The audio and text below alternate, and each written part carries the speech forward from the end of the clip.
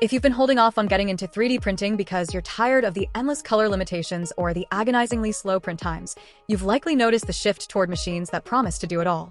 The Snapmaker U1 is one of those units designed to cut through the frustration by offering a 4-toolhead system that changes in just 5 seconds, which solves the biggest bottleneck in multicolor printing: long, wasteful swaps. Because it uses a high-speed CoreXY architecture, you can reach print speeds of up to 500 millimeters per second, which means you aren't waiting days for a single project to finish. The real-world benefit here is efficiency.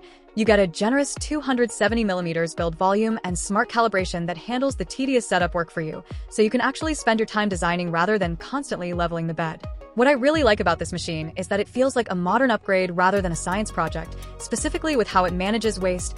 A common complaint with multi-material printing is the massive amount of plastic loss during color changes, but the U1 is engineered to keep that to a minimum.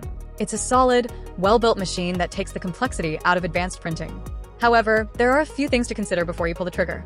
This level of tech comes with a steeper learning curve regarding software and file preparation, and it's a larger, more expensive investment than a basic entry-level printer. You also need to ensure you have the desk space to accommodate its footprint. So, who is this really for?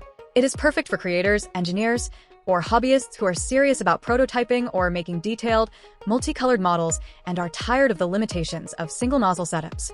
If you're just looking to print a simple fidget toy once a month, this is definitely overkill. Is it worth the money? If you value your time, want to drastically speed up your production, and have been looking for a workhorse that handles complexity without constant maintenance, then yes, it is a significant but worthwhile upgrade. If this looks like the right fit for your workshop, I've left the Amazon link in the description, and if this review helped you decide, please hit that like button, share it with a friend who loves making things, and subscribe to the channel for more honest, no-fluff tool reviews.